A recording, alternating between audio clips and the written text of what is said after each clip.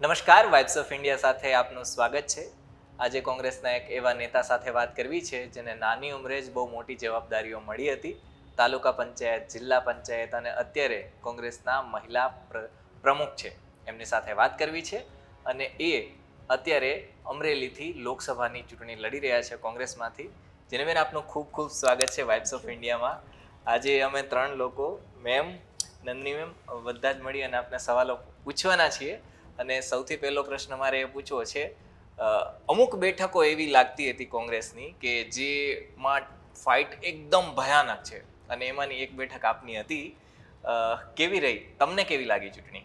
લોકસભાની ચૂંટણી અને ખાસ કરીને આ ઉંમરે 40 વર્ષની ઉંમરે લોકસભાની ચૂંટણી લડવી એ ખૂબ મોટી ઓપોર્ચ્યુનિટી કહેવાય. જેમના આપના માધ્યમથી મારા હાઈકમાન્ડને પણ હું આ તકે આભાર માનીશ કે આટલી નાની ઉંમરે પર વિશ્વાસ મૂક્યો, લોકસભાની ચૂંટણીના ઉમેદવાર બનવાની તક પ્રાપ્ત કરી. ખાસ કરીને એવા ક્ષેત્ર અમરેલીમાંથી લોકસભાના ઉમેદવાર બનવું અને જે પ્રમાણેનો સમય ચાલી રહ્યો હતો, જે પરસેપ્શન ક્રિએટ થયેલું હતું ભારતીય જનતા પાર્ટી દ્વારા કે 400 પાર બેઠકો લાવશું, ગુજરાતમાં 26માંથી 26 બેઠકો જીતીશું, એવા સમયમાં જ્યારે ચૂંટણી લડવાની તક પ્રાપ્ત થઈ ત્યારે ઘણી મોટી ચેલેન્જ સાથે ગ્રાઉન્ડ પર ઉતરી હતી. પણ આખી એ ચૂંટણીનો જે અનુભવ હતો એ ખૂબ આમ હવે તો કહી શકાય કે આહલાદક હતો. કારણ કે જે પ્રમાણે લોકોનો પ્રતિસાદ મળ્યો, જે પ્રમાણે પ્રેમ લોકોએ આપ્યો, જે પ્રમાણે લોકોએ સહકાર આપ્યો, એ બહુ અનએક્સપેક્ટેડ રીતના મને ટચ કરી ગયું. કારણ કે મને આટલી બધી આશા નહોતી કે લોકસભાની ચૂંટણી લડીશ, ગ્રાઉન્ડ પર જઈશ અને લોકોનો આ રીતનો સહકાર, જે પ્રમાણેનું વાતાવરણ હતું એ વાતાવરણમાં મળશે. પણ આખી ચૂંટણી દરમિયાન એક પણ એવો અનુભવ ન થયો કે જ્યાં મને એવું રિયલાઇઝ થાય કે ના યાર, ક્યાં ચૂંટણી લડી. એટલે ખૂબ સારો અનુભવ રહ્યો. અને જે પ્રમાણે કોંગ્રેસ પક્ષે વિશ્વાસ મૂક્યો, એ વિશ્વાસ પર ખરી ઉતરીશ કે કેમ એ તો મને ખબર નથી. 4 તારીખે પરિણામ આવશે. પણ જે પ્રમાણેનું ચૂંટણી આખું કેમ્પેઇન ઊભું થયું, એમાં એ ચૂંટણી કેમ્પેઇનમાં ક્યાંય કસર પ્રચાર પ્રસારમાં રાખી નથી, એટલું હું ચોક્કસ કહી શકું. જેનીબેન, આપને એક ડબલ એડવાન્ટેજ છે કે આપ લંડનમાં ભણ્યા છો, રહ્યા છો અને સાથે સાથે આપ જિલ્લા પંચાયત એટલે ગ્રાસરૂટ લેવલ રીતે, એટલે અર્બન ફેઝ અને plus grassroot level rural connect, આ બંનેની એડવાન્ટેજ આપના ફેવરમાં છે. તો આપ પાર્લામેન્ટમાં જશો તો આ બેની સિનર્જીનો કેવી રીતે ઉપયોગ કરી શકશો? અર્બન અને રૂરલ કરતાં પણ મારું તો જે અપબ્રિંગિંગ, જે રીતના હું મોટી થઈ, જે અમરેલીના આખા એ વાતાવરણમાં, એટલે આમ કહેવા જાય તો રૂરલ જ કહેવાય, જે મારું અપબ્રિંગિંગ કહેવાય. તો બંનેની જે કોમ્બિનેશન તમે કહો છો કે અર્બન એટલે લંડનની લાઈફસ્ટાઈલ, તો જ્યારે ભણવા ગયા ત્યારની વાત હતી. પણ અત્યારે જ્યારે જિલ્લા પંચાયતની પ્રમુખ બનીને એનો જે અનુભવ, કે જે અમરેલી જિલ્લાના ગામડાઓ, 600 જેટલા જિલ્લાના ગામડાઓના જે પ્રશ્નો હોય, એના સરપંચો સાથેના સીધા કનેક્શન, ગામડાના દરેક વર્ગના, ખેડૂત વર્ગ હોય, મહિલા હોય, અમરેલીના યુવાનો હોય, આ બધાના જે પ્રશ્નોની રજૂઆત ક્યાંય થતી હોય ગ્રાઉન્ડ લેવલ પર, તો એ જિલ્લા પંચાયતમાં થતી હોય છે. હું તો નસીબદાર મારી જાતને માનીશ કે જિલ્લા પંચાયતના પ્રમુખ બન્યા પછી મને લોકસભાની ટિકિટ મળી. એટલે લોકસભામાં કેવી રીતના પ્રતિનિધિત્વ કરવું, એનો પાયો અને એનું શીખવાનું ક્યાંયથી મળે તો એ જિલ્લા પંચાયતમાંથી જ મળે. અને 2.5 વર્ષનો જે સમયગાળો પંચાયતના પ્રમુખ તરીકે જે મને તક મળી હતી, એમાં ખૂબ બધું શીખવાનું, પાયાના પ્રશ્નોની રજૂઆત કેવી રીતના કરવી, અધિકારીઓ સાથેના તાલમેલ સાથે કામ કેવી રીતના કરવું, એ જે શીખવાનું મને અનુભવ થયો, જે પ્રમાણેની આમ તો કહેવાય કે ક્લાસ જ કહી શકાય. તો એ જે મારા ક્લાસ લેવાના જિલ્લા પંચાયતમાં, એ મને લાગે છે કે આ વખતના જે લોકસભાની ચૂંટણીમાં પણ ઘણો ફાયદો થયો. ને પરિણામ ફિંગર્સ ક્રોસ પોઝિટિવ આવે તો એ અનુભવ આગળ ખૂબ કામ લાગવાનો, એના માટે કહી શકાય કે એ શ્યોર છું. એટલે આપ એમ કહી શકાય કે પંચાયત ટુ પાર્લામેન્ટ આપનો જ્યારે રિઝલ્ટ આવશે ને વી હોપ કે કહી શકાય યુ વિન ધ ઇલેક્શન્સ. મારે એ જાણવું છે કે અમરેલી લોકસભા એ છેલ્લા કેટલા વખતથી કોંગ્રેસ જીતી નથી અને આપ કેમ જીતશો? આપને એવી આશાના કારણો શું છે? અમરેલી લોકસભા 2004માં છેલ્લે કોંગ્રેસ પક્ષ એટલે કે વિરજીભાઈ ઠુમર મારા ફાધર જીતેલા હતા. એ 2004 પછી 2009ના જે ઇલેક્શન્સ આવ્યા એમાં સીમાંકન પછીના પ્રથમ વખતના ઇલેક્શન્સ હતા અમરેલી, એટલે આખા ગુજરાતના સીમાંકન જે 2009ના નવા સીમાંકન પ્રમાણે એમાં મહુવા અને ગારિયાધાર, એની પહેલાં કોડીનાર હતું અમરેલી જિલ્લા સાથે લોકસભાની સીટના. 2009થી મહુવા અને ગારિયાધારનો સમાવેશ, ભાવનગર જિલ્લાના બંને વિધાનસભાનો સમાવેશ અમરેલી જિલ્લામાં લોકસભા મતક્ષેત્રમાં થયો. એટલે 2009 પછી સંસદ સભ્ય કોંગ્રેસ પક્ષના ક્યારેય બન્યા નથી અમરેલીમાં. 2009થી લઈને અત્યારે આપણે 2024માં વાત કરી રહ્યા છે. આ 2024 સુધીમાં ઘણા બધા અમરેલીના ડેવલપમેન્ટ માટેના જે સપનાઓ દેખાડ્યા ભારતીય જનતા પાર્ટી 2014થી સત્તામાં આવે, એટલે કહી શકાય છેલ્લા 10 વર્ષથી સત્તામાં છે. 2014થી લઈને આજે 10 વર્ષમાં હું તો કહીશ અમરેલીના જિલ્લાના વિકાસના કામોને વેગ આપવા માટે પંચાયત, તમે હમણાં વાત કરી એમ સરપંચથી લઈને સંસદ સુધી એક પણ બ્રેક ભારતીય જનતા પાર્ટીને લાગે એવું વાતાવરણ નહોતું. કારણ કે સંસદ સભ્ય ત્યાંથી ભારતીય જનતા પાર્ટીના ચૂંટાઈને જાય, અહીંયા રાજ્યમાં સરકાર ભાજપની, ઉપર કેન્દ્રમાં 10 વર્ષથી સરકાર ભાજપની, એટલે જો વિકાસ કરવો હોય તો ક્યાંય રોકી શકે એવા કોઈ એલિમેન્ટ્સ નહોતા. છતાંય અમરેલીને પછાત રાખવા માટેના જવાબદારી લેવા માટે કોઈ તૈયાર નહીં. 15 વર્ષથી જે એક સાંસદ ચૂંટાઈને આવે છે અમરેલીથી, એ પોતે 2024માં એવું બોલે છે કે મારી દ્રષ્ટિએ, વિકાસની દ્રષ્ટિએ અમરેલી પછાત રહી ગયું છે. તો આ જવાબદારી કોની? એ પ્રજાને અંદર જે પોતાનો રોષ ધરબાયેલો હતો, ટ્રેનની કનેક્ટિવિટી નથી, સરકારી એવી કોઈ હોસ્પિટલ નથી. હું તો મારા ડે 1થી જ્યારથી ટિકિટની જાહેરાત થઈ ત્યારથી કહું છું કે અમરેલી સાથે 1960 પછી જ્યારે ગુજરાતની સ્થાપના થઈ, 1960 પછીથી અમરેલીને જે મળવું જોઈએ એ નથી મળ્યું. ટ્રેનની કનેક્ટિવિટી નથી. યુ જસ્ટ ઇમેજિન કે હજી સુધી ત્યાંથી ક્યાંય ટ્રેનમાં આપણે ટ્રાવેલ કરવું હોય તો અમરેલીના લોકોને રાજકોટ જવું પડે, ભાવનગર જવું પડે. આ કેમ? એક ઓરમાયું અમરેલી પછાત એ હવે પહેલા તો આપણે આઝાદી પહેલા અમરેલી જે બરોડામાં આવતું હતું, એટલે ગાયકવાડ સ્ટેટ કે જે એજ્યુકેશનની તો કેટલું વિકાસની અને એજ્યુકેશનમાં આગળ પડતું હતું. એટલે અમરેલીમાં એવા કે એજ્યુકેશનલ ઇન્સ્ટિટ્યૂટ પણ નથી. ગુજરાતના પ્રથમ મુખ્યમંત્રી ડૉક્ટર જીવરાજ મહેતા અમરેલી આવ્યા. એમની પણ એક એજ્યુકેશનની દ્રષ્ટિએ, શિક્ષણની દ્રષ્ટિએ જોવા જઈએ તો ખૂબ દૂરંદેશી જોનારા કે વિઝનવાળા નેતા કહી શકાય એવા ડૉક્ટર જીવરાજ મહેતા પ્રથમ મુખ્યમંત્રી અમરેલીથી આવ્યા. ત્યાર પછી આમ તો આખો જે ઇતિહાસથી લઈને અત્યાર સુધીનું જોઈએ તો એજ્યુકેશન માટેની પહેલ જે થવી જોઈએ સરકાર તરફથી, 30 વર્ષ કરતાં વધારે સમયથી ભારતીય જનતા પાર્ટી રાજ્યમાં સત્તામાં છે. માનનીય વડાપ્રધાન તત્કાલીન મુખ્યમંત્રી હતા ત્યારે ઘણા બધા સપનાઓ અમરેલીમાં આવીને બતાવી ગયા કે અહીંયા શિક્ષણની દ્રષ્ટિએ ડેવલપમેન્ટ થશે, હેલ્થની, આરોગ્યની દ્રષ્ટિએ ડેવલપમેન્ટ થશે. એના પછી મુખ્યમંત્રી હોવા છતાંય અમરેલી સાથે કોઈ દિવસ ન્યાય ન કરી શક્યા. એના પછી પ્રધાનમંત્રી બન્યા છતાં પણ ન્યાય ન કરી શક્યા. એટલે આ વખતની ચૂંટણી ખૂબ ઇન્ટરેસ્ટિંગ હતી કે એમાં જેની ઠુમ્મર પોતે નહોતી લડી રહી, એકલી જેની ઠુમ્મર કોંગ્રેસ પક્ષની ઉમેદવાર તરીકે નહોતી લડી રહી, પણ આ વખતે પ્રજા સીધી તંત્ર સામે લડી રહી હતી. પ્રજા સીધી પોતાના સાથે, પોતાના વિસ્તાર સાથે, પોતાના જિલ્લા સાથે, પોતાના મત ક્ષેત્ર સાથે જે ઓરમાયું વર્તન કેન્દ્રની સરકાર હોય કે રાજ્યની સરકાર હોય એના દ્વારા કરવામાં આવ્યું. એટલે આ વખતની વોટિંગ પેટર્ન એ દર્શાવશે, સૂચવશે જ્યારે મતપેટીઓ ખુલશે ત્યારે કે આ પ્રજાની પોતાની સીધી તંત્ર સામેની લડાઈ અને બળવો હતો કે એનો ફેસ જેની ઠુમ્મરને એમણે બનાવ્યો, એમણે ક્યાંક વિશ્વાસ મૂક્યો. એટલે આ વખતની ચૂંટણી ખૂબ ઇન્ટરેસ્ટિંગ હતી. એમાં જેની ઠુમ્મર કરતાં પણ પ્રજા લડી છે. આજ વખતે ભારતીય જનતા પાર્ટીની વાત કરીએ તો ઘણા બધા નેતા છે એ કોંગ્રેસ છોડી અને ભારતીય જનતા પાર્ટીમાં ગયા હતા.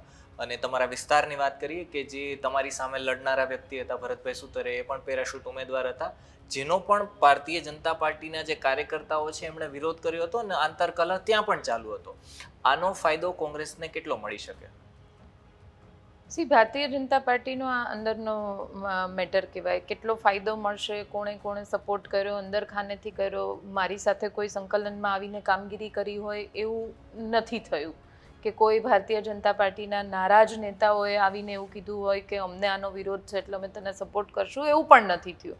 પણ હા, ચોક્કસ પેરાશૂટ ઉમેદવાર પણ આ તકે હવે તો ચૂંટણીઓ પૂર્ણ થઈ ગઈ છે એટલે કહી શકાય કે પેરાશૂટ ઉમેદવાર એટલા માટે ન કહેવાય કે જિલ્લા પંચાયતના પ્રમુખ એ પણ અત્યારે ચાલુ જિલ્લા પંચાયત અમરેલીના પ્રમુખ છે. એટલે જિલ્લા પંચાયતના પ્રમુખ તરીકેની કામગીરી કે કોઈ પણ રીતના લોબિંગ કે જે પ્રમાણે જોઈને એમણે ટિકિટ આપી હશે એ એમનો પાર્ટીનો અંદરનો મામલો છે. પણ એમના નેતાઓ દ્વારા કેટલો સપોર્ટ મળ્યો એ મને નથી ખબર, પણ જે પ્રમાણે ઉમેદવારની પસંદગી થઈ, મેં વાત કરી ડૉક્ટર જીવરાજ મહેતાની, ત્યારની 1960 પ્રથમ મુખ્યમંત્રી જે શિક્ષણને આગળ લઈ જવા માનતા હોય એવા મુખ્યમંત્રી અમરેલીથી બિલોંગ કરે. દરેક સાંસદ ત્યારથી લઈને 1960થી જેટલા સાંસદ ચૂંટાઈને ગયા એમાં અત્યારે છેલ્લે નારણભાઈ કાછડિયા સાંસદ હતા, એની પહેલાં વિરજીભાઈ ઠુમરી પોતે બીકોમ થયેલા હતા, એની પહેલાં દિલીપભાઈ સંઘાણી પોતે બીકોમ LLB અને ખૂબ સારી ડિગ્રી, નવીનચંદ્ર રવાણી એ પણ ખૂબ અભ્યાસુ ને લોકોને આગળ. ત્યારે જેમ જેમ આગળ વધતા જાય, જેમ સમય અત્યારે 21મી સદી તરફ પ્રયાણ કરીએ છીએ, તો selection of candidate A update થવું જોઈએ. એના બદલે ભારતીય જનતા પાર્ટીના કેન્ડિડેટનું સિલેક્શન ડે બાય ડે, જેમ કે અત્યારે મારી સામે જે ભરતભાઈ સુતરિયા હતા 3 ધોરણ ભણેલા હતા. હવે અમરેલી સાથે કે જેમાં આપણે એક ઓલરેડી ટેગ સાથે અમે અમરેલીમાં લડી રહ્યા છે કે અમારી સાથે ન્યાય નથી થતો, અમારા મત ક્ષેત્રના વિકાસની ક્યાંય વાત નથી થતી, ત્યારે તમે આટલી મોટી સત્તામાં પાર્ટી હોવા છતાંય ઉમેદવાર એવો આપો કે પાર્લામેન્ટમાં જઈને અમરેલીની વાત ન કરી શકે. એટલે અંદરનું જે કાંઈ પણ હોય, પણ હું માનું છું કે આ વખતની જે સિલેક્શન ઓફ કેન્ડિડેટ છે એ લોકશાહી અને ખાસ કરીને અમરેલીની જનતાની સાથે ભારતીય જનતા પાર્ટીએ અન્યાય કર્યો હોય આવા ઉમેદવાર આપીને, એવું હું ચોક્કસ કહી શકું. ભાજપે હંમેશા કોંગ્રેસ પર પરિવારવાદનો આક્ષેપ રાખેલો છે. આપ આ લેવલે તમારી મહેનતથી આવડતથી પહોંચ્યા છો, તે છતાં તમારા ફેમિલીમાં એક ટાઈપનો રેકોર્ડ છે કે આપના પિતાશ્રી MP હતા, મધરને પણ ટિકિટ મળી હતી અને હવે તમે ઇલેક્શન લડ્યા. તો આ જે એલિગેશન છે એ કઈ રીતે ફેસ કરો છો ને જનતાને એનો કઈ રીતે જવાબ આપો છો? હું જનતાને એવી રીતના જવાબ આપું છું કે ડૉક્ટરનો દીકરો જ્યારે ડૉક્ટર બને ત્યારે તમે એને નથી કહેતા, એટલા માટે નથી કહેતા કે ભણી ગણીને એ ડિગ્રી લઈને એની પ્રેક્ટિસિંગ જે કોઈ પણ ફોર્માલિટીઝ હોય એ બધી પૂરી કરીને પછી એ હોસ્પિટલમાં બેસે છે પેશન્ટ્સને ટ્રીટ કરવા માટે. વકીલનો દીકરો જ્યારે વકીલ બને છે ત્યારે એ પોતાની જે ડિગ્રી હોય, બીકોમ થાય, LLB થાય, LLM થાય, જે કોઈ પણ ડિગ્રી હોય એના પછી કેસીસ હેન્ડલ કરે અને પછી એ વારસો સંભાળે. કહેવાનો મારો મતલબ એવો છે કે જ્યારે તમે તમારા ફાધરના કે તમારા પરિવારના રસ્તે એના ક્ષેત્રમાં જવા માંગતા હોય તો યુ પ્રૂવ યોર એબિલિટી. પરિવારવાદની વાતને હું ત્યારે પ્રજાની વચ્ચે એવી રીતના કન્વિન્સ કરું છું કે તમે જો હું નેતાની દીકરી છું તો મને 3 નહીં 10 ગણી ટાસ્ક આપો, કારણ કે મારી પાછળ બેકગ્રાઉન્ડ છે. વિરજીભાઈ પોતે રાજકીય આગેવાન કહી શકાય, 35 વર્ષ કરતાં વધારે સમયનું એમનું રાજકારણ છે, એટલે મને એમના અનુભવનો ફાયદો પુત્રી તરીકે, દીકરી તરીકે ચોક્કસ થાય. તો તમે મને જવાબદારીઓ પાર્ટી તરીકે વધારે આપો. મેં જિલ્લા પંચાયતની ચૂંટણી લડી, એની પહેલાં પણ હું યુવક કોંગ્રેસના સંગઠનમાં કામ કરતી હતી. 2009માં વિરજીભાઈ 2004માં સાંસદ ચૂંટાણા અને 9માં જ્યારે ફરી વખત, એ તો ચાલુ સાંસદ હતા, એમની ટિકિટ રિપીટ થવાના કોઈ નહીં થવાના રીઝન્સ નહોતા, પણ ત્યારે બીજી વખત UPAની ગવર્મેન્ટ બનવાની હતી ને તત્કાલીન ત્યારના અમારા AICCના પ્રેસિડેન્ટ સોનિયાજી, એમનો એક ઈરાદો હતો કે મહિલાઓને પણ પ્રાધાન્ય આપે જેથી કરીને આવનારી પેઢીને આપણે કંઈક સંદેશ આપી શકીએ. તો ક્યાં મહિલાઓને સમાવી, ક્યાં ટિકિટ આપી શકીએ. ત્યારે માય મધર વોઝ જિલ્લા પંચાયતની સભ્ય પણ હતી અને જ્યારે 2009માં જિલ્લા પંચાયત વિરોધ પક્ષની નેતા પણ હતા. એટલે અમરેલી ઉપર કળશ ઢોળાયો કે તમે સિટિંગ MP તરીકે, તમારા વાઈફ પણ એક્ટિવ છે, તો તમે આ રિસ્ક લઈ શકો. મહિલા તરીકે એક આપણે ફેસ આપીએ તો પ્રજાને ક્યાંક મહિલાઓના સશક્તિકરણની વાત કરી શકીએ. એટલે 2009માં મારા મધર લડ્યા, ત્યારે પણ હું ઇલેક્શન કેમ્પેઇનમાં ને એમાં ખૂબ સક્રિય હતી. 2014ની ચૂંટણીમાં જ્યારે વિરજીભાઈ લડ્યા ત્યારે બધા જ વિસ્તારોમાં મેં પોતે જઈને પ્રચાર કર્યો. એટલે આ બધા અનુભવોથી શીખતા 2015માં જિલ્લા પંચાયતની ચૂંટણી લડી, જેમાં 18 ગામોનું પ્રતિનિધિત્વ કરવાનું હોય. 18 ગામોનું પ્રતિનિધિત્વ કરવાના એમાં પણ ચૂંટણીના પ્રચારમાં ખૂબ વ્યસ્તતાથી કામો કર્યા અને ત્યારે મહિલા અનામત આવ્યું જિલ્લા પંચાયતમાં, મહિલા અનામત પ્રમુખ તરીકે, એટલે પ્રમુખ મહિલા બનાવવાને. ત્યારે અમારા 34 જિલ્લા પંચાયતના સભ્યોમાંથી 29 જિલ્લા પંચાયતના સભ્યો કોંગ્રેસ પક્ષના ચૂંટાણા. પાર્ટી દ્વારા પ્રક્રિયા એમની ખૂબ સેન્સની જે પ્રક્રિયાઓ હોય એમાં નામો મૂકવામાં આવ્યા કે કઈ મહિલાને તમે પ્રમુખ તરીકે, કે એની સેન્સ લીધી. તો 29માંથી ઓલમોસ્ટ 21 લોકોએ મારું નામ આપ્યું કે અમે જેનીબેન સાથે એટલા માટે નામ આપ્યું કે વીરજીભાઈની દીકરી કરતાં 2009થી જે કાર્યકરો સાથે પ્રચાર પ્રસારમાં ને એમાં બધાયમાં જતી, ત્યારે એમની દીકરી તરીકે જ જતી, એટલે એક બોન્ડિંગ હતું. તો એમને એમ થયું કે બેન સાથે જિલ્લા પંચાયતમાં કામ કરવાનું ફાવશે. એટલે 2015માં જિલ્લા પંચાયતની પ્રમુખ બની પછીની જે કામગીરી, પછી ત્યાંથી સફરની મારી પોતે દીકરી તરીકે કરતાંય એક અલગ નેતૃત્વની શરૂઆત કહેવાય, ત્યારથી સફર શરૂ થઈ. એટલે જિલ્લા પંચાયતના પ્રમુખ તરીકેની કામગીરી ખૂબ સ્વતંત્ર હતા. એક પણ દિવસ વીરજીભાઈ પોતે મારી ઓફિસમાં આવીને માર્ગદર્શન નથી આપ્યું. એમણે પોતે પણ હંમેશા એવું કીધું કે જ્યાં સુધી મારું નામ હતું ત્યાં જિલ્લા પંચાયતની ચૂંટણી લડીને જીતી ત્યાં સુધી, હવે તારી સફર તારે જાતે કરવાની છે. એટલે આખો જે 2.5 વર્ષનો સમયગાળો હતો એમાં હું પોતે શીખી અને ખૂબ ગંભીરતાથી કામગીરી કરવાનો પ્રયત્ન કર્યો ને એમાં લોકોનો પ્રતિસાદ પણ મળ્યો બધી જ રીતના. એના પછી સંગઠનની ફરી વખત કામગીરી, પ્રદેશની હું યુવક કોંગ્રેસની મહામંત્રી હતી, અલગ અલગ જિલ્લાઓમાં પ્રભારી બનીને ત્યાં પણ સંગઠનની કામગીરી કરવા જતી. મહિલા કોંગ્રેસની ઉપપ્રમુખ રહી છું.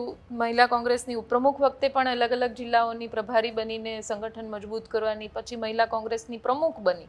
એ પ્રમુખ તરીકેની કામગીરી પણ ગુજરાતના 33માંથી 31 જિલ્લાઓનો પ્રવાસ મેં પોતે કર્યો છે 2 વખત, કે બધા જ જિલ્લાઓમાં જઈને કારોબારી કરવાની. એટલે આ જે કામગીરી કરવી સંગઠનની, પક્ષની, એ બધું એક પેશન હતો ને એ જોઈને પક્ષે આ વખતે વિશ્વાસ વ્યક્ત કર્યો કે તમને લોકસભાની ટિકિટ આપવું. વીરજીભાઈની દીકરી તો હું આજીવન દીકરી રહેવાની છું. એટલે પરિવારવાદની જ્યારે મારા કેસમાં વાત આવે ત્યારે હું એવું ચોક્કસ કહું છું કે જ્યારે કંઈ આપવાનું થાય એની પહેલાં તમે મને 10 ગણી વધારે જવાબદારી આપો. એટલે તમને એવું પ્રૂવ કરી શકું હું મારી જાતને કે વીરજીભાઈની ડોટર ચોક્કસ છું, પણ રાજકારણમાં આગળ વધવા માટે ડિપેન્ડ નથી. બીજેપીના ગઢ ગણાય એવા એરિયાઝમાં કેમ્પેનિંગ કેવું રહ્યું, કેટલું ડિફિકલ્ટ રહ્યું? પગ પણ કોંગ્રેસના લોકો ન મૂકી શકે એવા એરિયાઝમાં કેમ્પેનિંગ કેવું રહ્યું? ખાસ કરીને મહુવા વિધાનસભાની વાત, અમારે જે અમરેલી 7 વિધાનસભા આવે પાર્લામેન્ટની, 7 વિધાનસભામાં મહુવા વિધાનસભા એવી છે કે જે ગઢ ગણાય ભારતીય જનતા પાર્ટીનું. ઘણા બધા ગામડાઓ તો એવા હતા કે જેમાં કાર્યકર્તાઓ પણ નહોતા. એવા ગામડાઓમાં પણ જઈને બેસીને આજુબાજુમાંથી લોકોને બોલાવીને, ક્યાંક ઢોલ વગડાવીને બોલાવીને મીટિંગો કરી છે. એટલે આમ ઇન્ટરેસ્ટિંગ રહ્યું ખૂબ, પણ ક્યાંયથી પ્રતિસાદ આ વખતે નબળો નથી મળ્યો. લોકોને જોડાવું જ હતું કે લોકો પણ એક આશા રાખતા હતા કે એવું કોઈ ઉમેદવાર આવીને અમને ઢંઢોળે કે અમે તમારા માટે, હું તમારા માટે અવાજ ઉઠાવવા માટે તૈયાર છું, તમારી જે વર્ષો જૂની સમસ્યાઓ છે એને વાચા આપવા માટે તૈયાર છું, અમરેલીને વિકાસની હોડમાં લઈ જવા માટે તૈયાર છું, પાર્લામેન્ટમાં જે આ હું વાત કરું છું પછાતપણાની બધા વાતો કરે છે તો એમાં કેવી રીતના મુક્ત કરાવી શકાય એના માટે તૈયાર છું. એટલે કેમ્પેનિંગ જે ખૂબ ડિફિકલ્ટ એરિયાઝ હતા કે અમારે અમરેલીમાં છેલ્લું ગામ આવે શિયાળ બેટ, આમ તો બેટ જ કહેવાય આખું આઇલેન્ડ ટાઈપ, જાફરાબાદ તાલુકાનું છેલ્લું ગામ. ત્યાં જઈને પણ લોકોને બોટમાં જવું પડે, ત્યાં જઈને પણ લોકોને અપ્રોચ કર્યો કે તમે છેલ્લું ગામ છો, તમને આ બેટમાંથી ક્યાંક બંદર બની જાય તો તમારા યુવાનોને બહાર ન જવું પડે. એટલે એવી બધી ચર્ચાઓ કરી તો લોકોને એક વિશ્વાસ બેઠો કે અમારો અવાજ ક્યાંક બની શકે. એટલે આખા કેમ્પેનિંગમાં ઘણા બધા ડિફિકલ્ટ એરિયાઝ હતા કે જ્યાં જઈ પણ ન શકાય, જ્યાં અપ્રોચ કરીએ તો પણ ભાગે કે ના અમારે નથી મળવું, એમ એક ડરનો એવો માહોલ હોય. પણ છતાં એક ઘરે ઘરે જઈને બેસીએ, 5-10 લોકોને ભેગા કરીને વાત કરીએ તો વિશ્વાસ, એક જે માઉથ પબ્લિસિટી એ ઘણી કામ લાગી લોકોની. જેનીબેન, આપ અમરેલીમાંથી આવો છો અને અમરેલીની લોકસભા આપે લડી. કોઇન્સિડન્ટલી આ વખતે ગુજરાતમાં જે સૌથી મોટો મુદ્દો ઉપડ્યો કે પરસોત્તમ રૂપાલાએ ક્ષત્રિય સમાજ વિરુદ્ધ જે ઉચ્ચારણો કર્યા, પરસોત્તમ રૂપાલા પણ આપના જ ડિસ્ટ્રિક્ટના છે. આજે એમણે ઉચ્ચારણો કર્યા અને પછી માફી ના માંગી, એનો ઓવરઓલ આપની ડિસ્ટ્રિક્ટમાં રિએક્શન કેવું રહ્યું? હું તો એવું કહેતી આવી છું કે રૂપાલાજીના મોઢે સરસ્વતી પેલા બિરાજમાન હતા જ્યારે બધાને ખૂબ કોંગ્રેસની વિરુદ્ધમાં કે ભારતીય જનતા પાર્ટીની ફેવરમાં લોકોને સંબોધનો કર્યા. આ વખતની ચૂંટણીમાં સરસ્વતીજી કોપાયમાન થયા રૂપાલાજીના મોઢે ને જે બોલાયું, પણ એક ક્લિયર ટાઈપનો ઈગો દેખાય છે ભારતીય જનતા પાર્ટીને. તમે કીધું માફી ના માંગી, માફી માંગી લીધી હોત તો એમાં કંઈ નુકસાન નહોતું. માફી નહીં માંગવા પાછળના રીઝન્સ મને પણ ન સમજ પડી કે કેમ ના માંગી. જ્યારે બેન દીકરીઓ રસ્તા એટલે ઉપર એમણે માફી માંગી ખરા, પણ બહુ કોસ્મેટિકલી અને completely artificial not he was not guilty while a માફી માંગતા ગિલ્ટ નહોતી દેખાતી. પણ એ ઠીક છે જે હોય.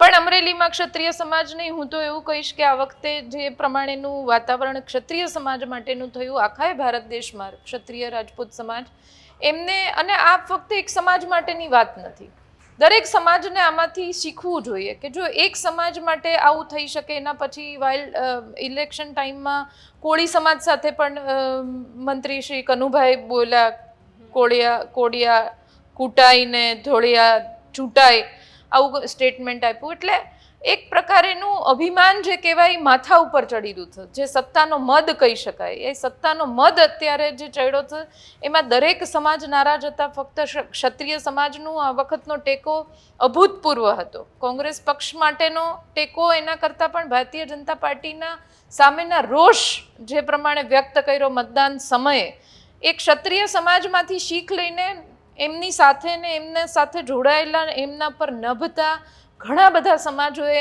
આમાં આ વખતના ઇલેક્શનમાં કામગીરી મુખ્ય ભાગ ભજવી ગઈ. કે જો આવડા મોટા સમાજ સાથે કે જેમના ક્ષત્રિય સમાજના થકી ભારતીય જનતા પાર્ટી ઉજળી કહી શકાય, ક્ષત્રિય પાટીદાર આ બધા સમાજો થકી ભારતીય જનતા પાર્ટી ઉજળી છે, જો એમના સાથે પણ આવું થઈ શકતું હોય, એમના માટે પણ આવું બોલાઈ શકતું હોય, તો અમારી તો શું વિસા, તમારો વારો આવે તો અમારા શું કરે. એટલે બધા જ સમાજોએ આ વખતે એ પ્રકારે અમરેલીમાં ખાસ કરીને એ પેટર્નથી વોટ કર્યો છે અને એ રોષ 4 તારીખે તો ક્લિયર દેખાશે. ઓકે, આપણે હમણાં થોડી વાર પહેલા વાત કરતા હતા કે નેપોટિઝમની વાત આવી હતી, ત્યારે તો હું એને એ રીતના પણ જોઉં છું સ્ટોરી વાઇઝ કે અમરેલી એક એવી લોકસભા બેઠક હતી અત્યારે 26/26માંથી કે જ્યાં એમના પપ્પાને પણ મળેલી છે ટિકિટ, એમના મમ્મીને પણ મળેલી છે, આપને પણ મળેલી છે, અને પાછી એક જ પક્ષમાંથી મળેલી છે. એટલે એ પણ એક સ્પેશિયલ કેસ કહેવાય આપણી 26/26 લોકસભા બેઠક છે એમાંથી. પણ આને ફર્ધર હું એ ખેંચી અને એ કહેવા માગું છું કે આપના પિતાના અનુભવનો આપને આ ચૂંટણીમાં લાભ થયો તો કઈ રીતના થયો, અને એ થોડું જણાવો તો. ચોક્કસ થયો. પિતા 1999માં પ્રથમ વખત સંસદ સભ્યની ચૂંટણી પાર્લામેન્ટનું ઇલેક્શન લડ્યા, ત્યારે ખૂબ ટૂંકા માર્જિનથી હાર થઈ. એના પછી ફરી વખત 2004માં લડ્યા, એમાં ટૂંકા માર્જિનથી જીત થઈ. એના પછી 2009માં મારા મધર લડ્યા. ઓફકોર્સ ત્યારે ફાધર પોતે એમપી હતા 2004થી 9ના ડ્યુરેશનમાં, એટલે એમની જ બધી ગોઠવણી ને 9ના ઇલેક્શનનું જે પ્રમાણેનું એમનું નેટવર્કિંગ હોય કે એ બધું જ કામે લગાડેલું.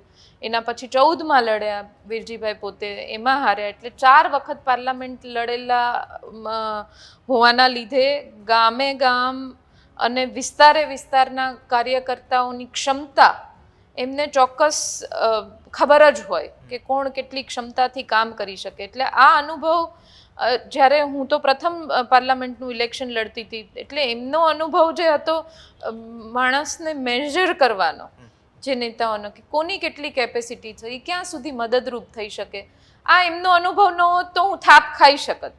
પણ એ થાપ મેં નથી ખાધી. કયા ગામની કે કયા વિસ્તારની શું ઇક્વેશન્સ હોય છે, કેવી રીતના વોટિંગમાં કન્વર્ટ થઈ શકે, વોટિંગ પેટર્ન કેવી રીતના ઇન્ક્રીઝ કરી શકાય, કરાવી શકાય, એ બધા જ એમના જે ચોકઠા બેસાડવાની અનુભવના લીધે જે પદ્ધતિ હતી એનો ચોક્કસ આમ તો એમ જ કહેવાય કે એમના જ અનુભવો થકી આખી ચૂંટણીમાં ચાલી. કારણ કે 4 વખત પાર્લામેન્ટ લડેલા હોય, વિધાનસભામાં ધારાસભ્ય પણ 2017થી 22 સુધી રહ્યા હોય, ઓફકોર્સ એને પણ બે નાનાથી ફર્ધર એક વસ્તુ એવી પૂછવી છે, કારણ કે ગુજરાતની 25 લોકસભા બેઠકમાંથી અમરેલી એક એવી લોકસભા બેઠક છે કે આટલી બધી જે તમે વાત કરી એના પછી પણ મતદાન ક્યાં ઓછું થયું છે બેન, એની પાછળના કારણે? મતદાન ઓછું થવાના ક્લિયર કટ કારણો એ છે કે જે ભારતીય જનતા પાર્ટીનો વોટ હતો, ક્લિયર વોટ, કે જેમણે એમની જિંદગીમાં ક્યારેય કોંગ્રેસ પક્ષને મતદાન નથી કર્યો, પણ આ વખતે એને પણ રોષ હતો કે અમે ભારતીય જનતા પાર્ટીને તો વોટ નહીં કરીએ. જે પ્રમાણેના મુદ્દાઓ અમરેલીમાં આ વખતે ચાલ્યા, જે વિકાસના મુદ્દાઓ ચાલ્યા, મેં પોતે ઉમેદવાર તરીકે એવું કર્યું કે ઉપર પ્રધાનમંત્રી કોઈ પણ બને, ઉપર સરકાર કોઈ પણ નહીં આવે, પણ તમારા અમરેલીના પ્રશ્નોને વાચા પાર્લામેન્ટમાં જઈને કોણ આપી શકે? એ તમે ડિફરન્સ તમારી જાતે ઇમેજિન કરો. તમારા ત્રાજવામાં બંને ઉમેદવારોને તોડો કે તમને કોણ બેટર લાગે છે. સરકાર કોઈ પણ નહીં આવશે, એનાથી અમરેલીને વિકાસના કામો કે વિકાસની હોડમાં લઈ જઈ શકાશે એવું નથી, પણ અહીંયાથી તમારું રિપ્રેઝેન્ટેશન પ્રોપર વેમાં થાય, પ્રોપર ચેનલમાં થાય તો કામો લાવી શકાય. એટલે આ લોકો સુધી, જનતા સુધી આ મુદ્દાઓને કન્વિન્સ કરવામાં હું મહદ અંશે સક્સેસ રહી છું, ને એટલા માટે છેલ્લે વોટિંગ પેટર્ન પણ એ રીતની થઈ અને મતદાન ઓછું થવાનું રીઝન પણ આ રહ્યું કે જે સુરતથી ભારતીય જનતા પાર્ટીને માનનારો વર્ગ હતો એ પણ વોટિંગ કરવાનો આવ્યો, જે વર્ષોથી એને જે ભાજપ સાથે જોડાયેલા વોટર્સ હતા એ ક્યાંક એના રોષના લીધે મતદાન મથક સુધી પહોંચી ન શક્યા. કાર્યકર્તાઓમાં પણ એક ગર્ભિત રોષ હતો કે આ ઉમેદવારને અમારે કેવી રીતના બધા જ વિસ્તારોમાં લઈ જઈને કન્વિન્સ કરવા ઉમેદવારો માટે, એટલે એ પણ ક્યાંક મતદારોને મથક સુધી પહોંચાડવા માટે એટલા ઉત્સુક નહોતા, એટલે ઓછું થયું. એટલે હું એવું માનું છું કે ઓછું થયું એ કોંગ્રેસ પક્ષની કમ્પ્લીટ ફેવરમાં થયું છે. સો એ બૂથ લેવલનું એનાલિસિસ કર્યા પછી આપ જણાવી રહ્યા છો? બૂથ લેવલનું એનાલિસિસ તો એટલા માટે કે મેં કીધું એમ કે 1999થી આમ તો 35 વર્ષથી વિરજીભાઈ પોતે રાજકારણમાં છે ને એમનામાંથી જોતા શીખી છું કે કયા કયા બૂથના ડેટા આવે ત્યાં જ ખબર પડી જાય કે આ કઈ ફેવરનું બૂથ છે, કોની ફેવરનું બૂથ છે. એટલે એ આખી પેટર્ન જોઈએ ત્યાં જ આઈડિયા આવી જાય કે કોનું ઓછું થયું છે ને કેવી રીતના ઓછું થયું છે. તો સુરતથી વોટર્સ નહીં આવવાનું કારણ? મેં કીધું એ જ કારણ કે સુરતથી બે પ્રકારનો રોષ હતો. જે પ્રમાણેની ઘટના સુરતમાં થઈ, લોકશાહી ઉપર હું તો કહીશ તમાચો માર્યો છે કે તમે 26માંથી 26 બેઠકોની વાત કરો છો તો તમે લોકશાહી રીતના લડી કેમ નથી શકતા? ફોર્મ રદ કરાવવા માટેની જે આ વખતનું બધી જ જગ્યાએ એક દબાણ ઊભું કર્યું હતું, તંત્ર ઉપર પણ એટલું જ દબાણ હતું. મારા અમરેલીમાં પણ મારા કેસમાં પણ થયું હતું કે ફોર્મ રદ કરાવવા માટે કેટલી ભૂલો કાઢવી. બનાસકાંઠામાં ગેનીબેનના ફોર્મમાં પણ કંઈક ભૂલો કાઢી હતી, અમારે ભાવનગર ભાઈ ઉમેશભાઈમાં પણ ભૂલો કાઢી હતી. આવા દરેક જગ્યાએ સુરતમાં જે પ્રમાણે થયું એ પણ કર્યું હતું. એટલે દરેક જગ્યાએ કેમ ભૂલ કાઢીને ઉમેદવારોને ખેડવી નાખવા, એટલે સીધી જ જીત થઈ જાય, આ પ્રકારેની જે મનસા હતી. અને સુરતમાં જે ઘટના થઈ નિલેશભાઈ કુંભાણીએ જે પણ થયું એ હજી અમે સુપ્રીમ કોર્ટ સુધી લડવા માટે જવાના છે. હજી મારા માનનીય પ્રદેશ પ્રમુખ શક્તિભાઈએ પણ કીધેલું. એટલે સુરતનો મતદાર અને સુરતના જે વાસીઓ છે એ નિરાશ ત્યાંથી જ થઈ ગયા હતા કે જે લોકશાહીનું ખૂન કરવાની વાત આવી, જે ઘટના થઈ. એટલે આ વખતે બધી જ પ્રકારનો રોષ હતો અને ક્યાંક એવી ઉદાસીનતા પણ હતી કે ના, આ વખતે ભાજપને તો વોટ નથી કરવો. અચ્છા, આપને પૂછ્યું છે કે અત્યારે જ્યારે મુદ્દા ચાલતા હતા અને જે કોંગ્રેસના નેતાઓ ભારતીય જનતા પાર્ટીમાં જતા હતા ત્યારે એક જે સૌથી પહેલી વાત કરતા હતા કે અમે તો રામના મુરીદ છીએ, રામના ભક્ત છીએ અને ભગવાન રામના કારણે અમે છે પાર્ટી ચેન્જ કરી રહ્યા છે, રામ મંદિરના કારણે પાર્ટી ચેન્જ કરી રહ્યા છે. તો આપને એ પૂછવું છે કે આપ ધાર્મિક છો અને શ્રદ્ધા રાખો છો કે કઈ રીતના છે? ભારત જેવા દેશમાં, રાજકારણ જેવા ક્ષેત્રમાં બંને પક્ષના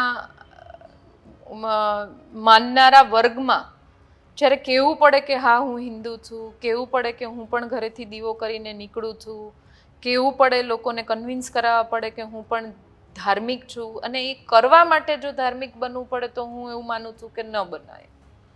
એટલા માટે કે અમે પણ નાનપણથી ઘરમાં જે રીતના મોટા થયા, જે આપણે પંથમાં માનનારા હોય એ સ્વાભાવિક રીતના ચાલતા કે ઘરેથી મમ્મીએ પહેલેથી શીખવાડ્યું કે સારા કામ માટે જતા હોય તો થોડું ભગવાનના પૂજાપાઠ લાંબો કરીને જવું, રોજ દીવો કરવો, સંધ્યા ટાઈમે આરતી કરવી, ગામડે જાય તો રામજી મંદિરની આરતીમાં બધા જ છોકરાઓ અમે જઈને રામજી મંદિરે આરતી કરીએ. આ બધુંય રાજકીયમાં પરિવર્તન થયું એનાથી હું એવું માનું છું કે મારે કહેવું પડે કે ના હું પણ ધાર્મિક છું એ મને થોડુંક વધારે પડતું લાગે. જો હું કોંગ્રેસ પક્ષમાં છું ને એનાથી જે પ્રજામાં મેસેજ લઈ જવા માંગે છે કે કોંગ્રેસ પક્ષ હિન્દુ વિરોધી છે, ભારતીય જનતા પાર્ટી રામને લાવનારી પક્ષ છે, આ બધું જ હું એવું માનું છું કે લોકોને પર્સનલ હું માનું છું કે લોકોને ગુમરાહ કરવા માટેના મુદ્દાઓ છે. તમે લોકોને જો મતમાં પરિવર્તિત કરવા માંગો છો તો તમે એવું કહો કે તમે દેશ માટે, દેશના વિકાસ માટે, તમે જે તે ક્ષેત્રના વિકાસ માટે શું કર્યું. તમે ગુજરાતમાં આટલો બધો વિકાસ કર્યો છો તો ગુજરાતમાં હજી પણ એવા કેટલા બધા વંચિત વિસ્તારો છે કે જ્યાં પાણી નથી પહોંચાડી શક્યા. છેલ્લા કેટલા સમયથી તમે પાણીની વાત કરો છો. હું પોતે સૌરાષ્ટ્રથી આવું છું. હજી હમણાં જ 3 દિવસ પહેલાંનો અમારે સાવરકુંડલા તાલુકાનો ગાધકડા ગામનો ઇસ્યુ, આખું ગામ ત્યાં રોડ ઉપર આવ્યું કે અમારે પાણી નથી મળતું. તમે 21મી સદીની વાત કરો છો, તમે 2024ની વાત કરો છો, તમે રામ મંદિરની વાત કરો છો, તમે નેતાઓને ખેડવીને એવી વાત કરો છો કે રામના નામે અમે આ પક્ષમાં જઈએ છીએ. રામના નામે પક્ષમાં જાઓ છો, ખૂબ સારી વાત કહેવાય. અમે પણ ધાર્મિક છે, અમારા ઘરમાં, અમારા ગામડે બધે જ ધાર્મિક વાતાવરણ છે. પણ આ બધા મુદ્દાઓને લઈને લોકોને ગુમરાહ કે એના મુદ્દાઓ ભૂલવાડવાનું જે કૃત્ય અત્યારે થઈ રહ્યું છે, બહુ સિસ્ટેમેટિક કૃત્ય થઈ રહ્યું છે. આપણે કહીએ ને કે ધાર્મિક હોવું કે રિલિજન એ આપણી બહુ પર્સનલ મેટર છે. એક્ઝેક્ટલી. એને રિલિજનને કે યુઝ કરીને કે મિસયુઝ કરીને મિસયુઝ મત માટે અને લોકોના મુદ્દાઓ અત્યારે એ છે. લોકો મતદાન એટલે કરવા માંગે છે કે અમારો પ્રતિનિધિ, આ ક્લિયર, હું પોતે શિક્ષિત છું, હું પોતે મારી કોલેજ કરી, હું પોતે મારા પરિવારમાં બધામાં કે ડેમોક્રેસીમાં જે સરકારો ચૂંટાઈને જાય, જે ઉમેદવારો કે જે પ્રતિનિધિઓ ચૂંટાઈને જાય, એની જવાબદારી પોતાના સરાઉન્ડિંગનો વિસ્તારનો વિકાસ કરવા માટેની હોય છે. તમે રામ મંદિરના નામે મત માંગો છો, પણ એ મત માંગ્યા પછી 5 વર્ષ તમારો પ્રતિનિધિ ચૂંટાય છે, પછી 5 વર્ષ માટે પ્રતિનિધિની જવાબદારી શું છે પોતાના વિસ્તાર માટે, લોકો એની પાસેથી શું એક્સપેક્ટ કરી શકે છે, આ બતાવવાનું ક્યાંક સરકારમાં છે, સત્તામાં છે, આ બતાવવાનું નહીં બતાવવાનું જે કાવતરું આખું અત્યારે છેલ્લા 10 વર્ષથી ચાલી રહ્યું છે. અત્યારનો હું સમય એવું કહીશ કે હવે ધીમે ધીમે લોકો અવેર થતા જાય છે કે રામ મંદિર બન્યું એના નામે. આ તમે મને પ્રશ્ન કીધો કે છેલ્લા જેટલા લોકો ભારતીય જનતા પાર્ટીમાં જોડાણા એ રામ મંદિરના નામે જોડાણા કે અમે ત્યાં મંદિર બન્યું. અમારે ત્યાં એક તાલુકાનો આગેવાન ભારતીય જનતા પાર્ટીમાં જોડાયો. હું મારું બહુ ત્યાંનું અમરેલીનું ઉદાહરણ કહીશ. એટલે મેં એમને ફોન કર્યો કે તમે કેમ ભાજપમાં જોડાણા? એટલે કે મને બહુ દબાણ હતું, મારે જોડાવું પડે. એટલે મેં તો શું દબાણ હતું? તો કે મારી એક દીકરાની ફાર્માસ્યુટિકલ કંપની હતી, એના કંઈક કાગળિયા ખૂટતા હતા, એ રાજકોટમાં છે, એટલે એમ કીધું કે કાગળિયા હું કરાવી દઉં છું, તમે આમાં જોડાઈ જાઓ. એટલે મારા દીકરા એવું કીધું, આ હું મારે સાથે જ નો સંવાદ કે મારા દીકરા એવું કીધું કે હવે તમારે રાજકારણ કેટલું કરવાનું, 5-10 વર્ષ મારે તો આ કંપની બહુ આગળ લઈ જવાની, જોડાઈ જાઓ ને એમાં શું વાંધો છે? કે એટલે હું જોડાયો નહોતું. મેં તો પેપરમાં જે રીઝન આવ્યું હોય તો એવું હતું કે રામ મંદિર છે, કે એ મને નથી ખબર, એ તો એને જિલ્લા કાર્યાલયમાંથી લોકોએ જે લખી નાખ્યું. એટલે કહેવાનો મારો ભાવાર્થ એ છે કે એક સ્ક્રિપ્ટ આખી એક પરસેપ્શન ક્રિએટ કરવા માંગે છે ભારતીય જનતા પાર્ટી. દેશ લેવલે, રાજ્ય લેવલે, જિલ્લા કક્ષાએ, તાલુકા કક્ષાએ આ પરસેપ્શન ક્રિએટ કરવા જે છેલ્લા ઘણા સમયથી જે રાજનીતિ કરે છે ધર્મના નામે, પણ હવે ધીમે ધીમે લોકો પણ અવેર થતા જાય છે. એ પણ એવું શોધી રહ્યા છે કે જો તમે અવાજ ઉઠાવો તો અમે બધા જોડાય છે. બધાને ખબર છે કે જ્યાં તમે તમારા ગામડાના રામ મંદિરે જઈને તમે આરતી નથી કરી શકતા, તમારા ગામડાના રામ મંદિરમાં જઈને તમે દીવો નથી કરી શકતા, અને તમારા વિસ્તારનું પ્રતિનિધિત્વ તમે એવા વ્યક્તિના હાથમાં આપો છો ને એ કારણથી આપો છો કારણ કે ત્યાં અયોધ્યામાં રામ મંદિર બન્યું. એટલે આ લોકોને પહેલા થોડુંક હતું મગજમાં, પણ હવે આ વખતમાં એ મુદ્દો ચાલ્યો નથી એવું હું સ્પષ્ટપણે માનું છું. આપ સ્ત્રી છો એટલે ખાસ આ પ્રશ્ન પૂછવો છે. સ્ત્રીઓમાં નરેન્દ્ર મોદી કેમ પોપ્યુલર છે, કેમ લેડીઝ ક્રેઝી છે? આનો બહુ પ્રેક્ટિકલ વેમાં હું આન્સર આપીશ. I hope you like my answer. સ્ત્રીઓએ જ્યારે સોશિયલ મીડિયા યુઝ કરવાનું ચાલુ કર્યું, છેલ્લા 10-15 વર્ષમાં બધા જ મહિલાઓના હાથમાં મોબાઈલ આવ્યો. એ મોબાઈલ હાથમાં આવ્યું ત્યારથી ભારતીય જનતા પાર્ટીએ જે સોશિયલ મીડિયાનો યુઝ કર્યો, જે એક આખું નેરો સેટ કર્યું, એ પ્રમાણેનું વાતાવરણ બનાવ્યું કે મોદી એક ફેસ છે, એ દરેક ઘરમાં મહિલાઓના હાથમાં જે મોબાઈલ છે એ મોબાઈલ સુધી પહોંચવામાં સફળ રહ્યા, એ હું ચોક્કસ માનીશ. જે પ્રમાણેના કેમ્પેઇન કર્યા કે મહિલાઓ માટે અમે આટલા સેન્સિટિવ છે, મહિલાઓ માટે આ કર્યું, મહિલાઓ માટે તે કર્યું, બધી જ વાતો જે ફુગ્ગો કહેવાય, આમ કે એ ફુગ્ગો ફૂલાવેલો કે અંદર આમ એક ટાંકણી મારો તો કાંઈ જ નથી, બધું ખોખલું છે, એ છેલ્લા 10 વર્ષના કેમ્પેઇનમાં સફળ રહ્યા સ્ત્રીઓ સુધી એટલા માટે કે સોશિયલ મીડિયાનો ભરપૂર યુઝ અને મિસયુઝ આ બંને કર્યો.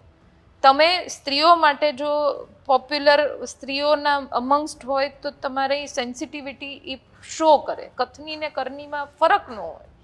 તમે જુઓ દેશમાં પહેલવાનો સાથે શું થયું, મણિપુરની ઘટના, આખા એ કેમ્પેઇનમાં કોઈ મણિપુર બોલવા ઉચ્ચારવા શબ્દ તૈયાર નથી ભારતીય જનતા પાર્ટી.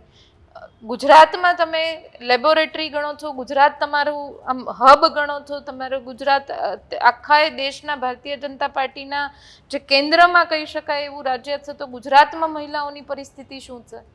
ગુજરાતમાં જે પ્રમાણે મહિલાઓ પરેશાન થાય છે ત્યારે ભાજપનો કયો નેતા આવીને બોલે છે? ગ્રીષ્માકાંડ થાય હોય કે જ્યાં જ્યાં બળાત્કારના કિસ્સાઓ થાય છે, હું પોતે મહિલા કોંગ્રેસની પ્રમુખ છું, આવા પરિવારોના હું ઘટના સ્થળે જઈને મુલાકાતો લેતી હોય ત્યારે પણ ખૂબ ચોંકાવનારી વાતો આવે છે કે ભારતીય જનતા પાર્ટીના આગેવાનો દ્વારા એમને સ્ટેટમેન્ટ નહીં દેવા માટે પરિવારોને દબાવવામાં આવે છે. એટલે આ એક આમ કહેવાય પરસેપ્શન ક્રિએટ કર્યું છે, ક્રેઝી છે મહિલાઓ, આ છે એવું નથી, પણ એ એક એવી પાર્ટી કે એક એવો ફેસ છે કે જે મહિલાઓ સુધી સોશિયલ મીડિયા અને મીડિયાના માધ્યમથી પહોંચાડવામાં સફળ રહ્યા. જે પિક્ચર બતાવ્યું એમને જે પ્રમાણેનું હતું એ પ્રમાણેનું વોટ શેર પણ લીધું, એમનો વિશ્વાસ પણ કરવાનો, પણ પછી હવે ખબર પડતી ગઈ કે આ તો બધું ફુગા જેવું હતું, આમાં અમને ક્યાંય ન્યાય થાય એવું પહેલવાનોને આંદોલન કરવું પડે ને છતાંય એક મંત્રીને ઘરે બેસાડવાનો થાય, ન બેસી શકતા હોય. એટલે સેન્સિટિવિટી ખાલી બોલવાની છે, જ્યારે વ્યક્ત કરવાની આવે કે પ્રૂવ કરવાની આવે ત્યારે હું નથી માનતી કે આ સરકારમાં કોઈ પણ પ્રકારે મહિલાઓ માટેની સેન્સિટિવિટી હોય. સો કમિંગ ટુ ગુજરાત, ક્ષત્રિય બહેનો નારાજ હતી એનું એક કારણ આ પણ છે કે પ્રાઇમ મિનિસ્ટરના મોઢે કંઈ જ ઉચ્ચારણ થયું નહોતું રૂપાલાજી બોલ્યા પછી. ક્ષત્રિય બહેનોને તો જય ભવાની, હવે ક્ષત્રિય સમાજની બહેનો તો એવી કે આપણે એમ અમારે સૌરાષ્ટ્રમાં એવું કે ઓજલ પાડે, એટલે જ્યાં પ્રસંગો ને એવું બધું હોય તો મહિલાઓનું આખો ડિપાર્ટમેન્ટ અલગ ચાલતો હોય, એ ઓજલમાંથી એટલે એક મર્યાદામાંથી ક્ષત્રિય બહેનો બહાર ન આવે. પણ જ્યારે એમના વડવાઓ માટે કે જે પ્રમાણેનું આ ઉચ્ચારણો થયા એના પછી રોડ ઉપર આવી, આપના માધ્યમથી એ બહેનોને પણ સલામ કરીશ કે આ હિંમત બતાવી કે ના અમે આનું પ્રતિનિધિત્વ લેશું. અને એ ક્ષત્રિય સમાજની બહેનોની રેલીઓ કાંઈ જ બોલતી નહોતી, કોઈ જ વિરોધ નહીં, ખાલી બહાર નીકળે ને જય ભવાની બોલે ને એમને પણ ધરપકડો કરી દે, એમને પણ અટકાયત કરવામાં આવે. એટલે રોષ આ બધું જ ગુજરાતની નહીં દેશની જનતા જોઈ રહી છે કે તમારે જ્યારે ન્યાય કરવાનો આવે, મહિલાઓને આગળ આવવાનું થાય ત્યારે તમે ન્યાય કરવામાં ક્યારેય સફળ નથી થઈ શક્યા. ન્યાયની વાત આવે ત્યારે હંમેશા આંદોલનોને દબાવવાની વાત કરી છે, હંમેશા આંદોલનકારીઓને દબાવવાની વાત કરી છે. આંદોલનકારીઓને ન દબાવી શકો તો તમે એને ભારતીય જનતા પાર્ટીમાં લઈ જઈને ચૂપ કરાવવાની વાત કરી છે. એટલે લોકો માટે ક્યાંક અસરકારક કે ક્યાંક સંવેદનશીલ સરકાર છે એવું નથી, પણ મુદ્દાઓ ડામવામાં અત્યારે સફળ સરકાર કહી શકાય. જેની 2014 અને 2019માં ગુજરાતની 26 લોકસભા સીટો ભાજપ જીતી. આ વખતે કોંગ્રેસને કેમ એવું લાગે છે કે તમને કેમ એવું લાગે છે કે ભાજપ હેટ્રિક નહીં કરી શકે? હું તો 21 તારીખે માર્ચે મારું જ્યારે નામ જાહેર થયું ત્યારથી કહેતી આવી છું કે આ વખતે 26માંથી 26 બેઠકોના સપના ઉપર બ્રેક કોંગ્રેસ પક્ષ ભાજપને લગાવશે.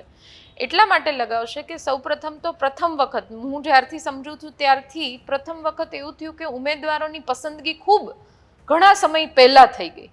ફોર્મ ભરવાના કોંગ્રેસ પક્ષમાં જનરલી ફોર્મ ભરવાનું હોય એના આગળ પાછળના 5-1 દિવસમાં ઉમેદવારોની પસંદગીને જાહેરાતો થતી હોય. આ વખતે તમે જુઓ ગેનીબેનની જાહેરાત 85 દિવસ પહેલાં થઈ, મતદાનના 85 દિવસ પહેલાં થઈ.